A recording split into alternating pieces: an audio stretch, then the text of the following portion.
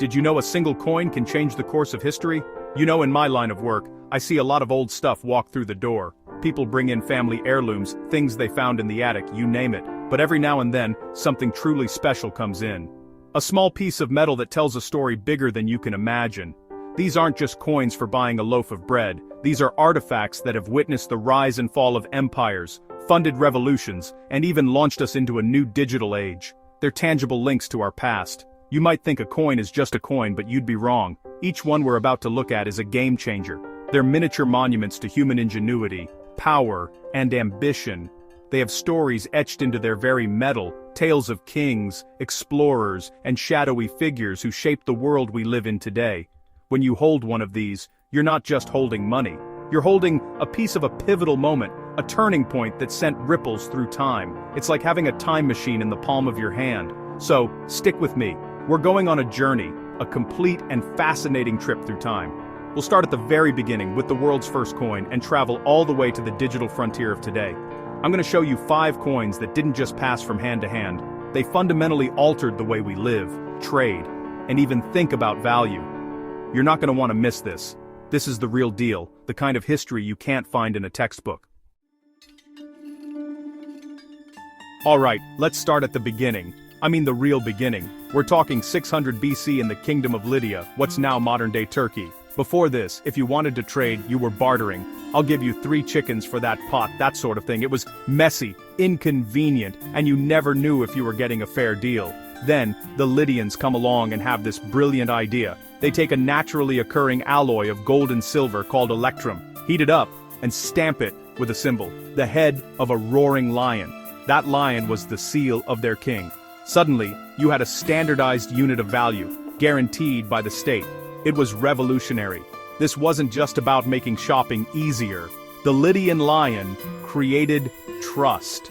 For the first time, a merchant in one town could accept a coin from a stranger from another town, knowing it had a specific, guaranteed weight and purity. This little piece of metal broke down the barriers of trade. It allowed commerce to explode on a scale never seen before. You could pay soldiers, fund construction projects, and build an economy with a level of complexity that was previously impossible. This coin wasn't just a tool, it was the invention of money as we know it. Every single coin in your pocket today owes its existence to this one. Think about the impact. This innovation gave Lydia immense power and wealth. It laid the groundwork for the massive economies of the Persian and Greek empires that followed. It separated the concept of value from the actual goods themselves. It's the birth of finance, the origin point of every stock market, every bank, every credit card transaction. When I see one of these, and believe me, they are incredibly rare, I don't just see an old coin. I see the big bang of modern economics. It's a heavy piece of history, and you can't put a price on that. Well, you can, and it's a lot. Now, let's jump forward a few hundred years. If the Lydian lion was the spark, the Roman denarius was the wildfire that spread across the known world. First minted around 211 BC, this silver coin became the absolute backbone of the Roman Republic and later, the Empire. It was the dollar of the ancient world. From the misty shores of Britain to the deserts of Mesopotamia, everyone knew the denarius. It featured the portrait of the emperor, which was a genius move. It wasn't just money, it was propaganda. Every time you made a transaction, you were looking at the face of the man in charge. The denarius standardized trade across a vast and diverse empire. A legionary in Gaul got paid in the same currency as a merchant in Alexandria. This financial unity was a powerful tool for control. It allowed Rome to tax its provinces, pay its massive armies, and fund its colossal building projects like aqueducts and the Colosseum. The stability and widespread acceptance of the denarius fueled an unprecedented era of economic integration, what historians call the Pax Romana, or Roman peace. For centuries, this one coin underpinned the entire Western world's economy. It was more than currency, it was a symbol of Roman power and order. But here's where the story gets really interesting. The denarius also tells a story of decline. As the empire grew and its expenses mounted, emperors started debasing the currency. They'd mix in less silver and more cheap metals like copper, but try to pass it off as the same value. Sound familiar? That's inflation, and the Romans wrote the book on it. People lost faith in the money, the economy faltered, and it contributed to the eventual collapse of the Western Roman Empire. The denarius is a lesson in economics written in silver. It shows you how a strong currency can build an empire, and a weak one can help tear it down. Its influence was so huge that its name lives on in words like dinar in many countries today. Fast forward to the age of discovery. Columbus has sailed the ocean blue, and Spain is sitting on a gold and silver jackpot in the New World. They needed a way to manage all this wealth, and their solution was the Real de Ocho, better known to us as the Piece of Eight. This was a big, heavy silver coin, minted with incredible consistency from the massive silver mines in places like Potosi, Bolivia. These coins were churned out by the millions and loaded onto treasure fleets bound for Spain. It was the original, global, reserve currency, long before the British pound or the US dollar. This coin didn't just stay in Europe, it went everywhere. It became the standard for international trade for nearly 300 years. A merchant in China would accept a piece of 8 from a pirate in the Caribbean who got it from a trader in the Philippines. It was so trusted that many countries, including the brand new United States, based their own currency on it. In fact, the US dollar sign, the BA symbol, most historians believe it comes from an abbreviation of the Spanish peso, with the 2 pillars of Hercules that were stamped on the coin. The piece of 8 literally defined what a dollar was. It fueled the age of exploration, funded colonial empires, and unfortunately, also drove the dark economies of the slave trade and piracy. When you think of a pirate's treasure chest, what are you picturing? It's overflowing with pieces of 8. This coin is so woven into the fabric of world history that it's almost impossible to overstate its importance. It connected the economies of Asia, the Americas, and Europe for the first time, creating a truly globalized market. It's the coin that made the world smaller, for better and for worse. It's not just a coin, it's a symbol of an entire era of adventure, conquest, and commerce. Now for a story that has it all. Intrigue, government secrets, and a whole lot of gold. We're in 1933, the height of the Great Depression. To stop people from hoarding gold and to stabilize the economy, President Franklin D. Roosevelt issued an executive order, making it illegal for private citizens to own gold. He ordered the U.S. Mint to stop producing gold coins and to melt down all the new ones they'd just made. This included a batch of nearly 500,000 brand new $20 gold coins, the famous double eagles, designed by Augustus St. Gaudens, considered one of the most beautiful coins ever made. Almost all of them were melted down into gold bars and sent to Fort Knox. I say almost all. Somehow a handful of these 1933 double eagles escaped the mint. The official story is that they were stolen. For decades, the Secret Service hunted these coins down, declaring them stolen government property that could not be legally owned.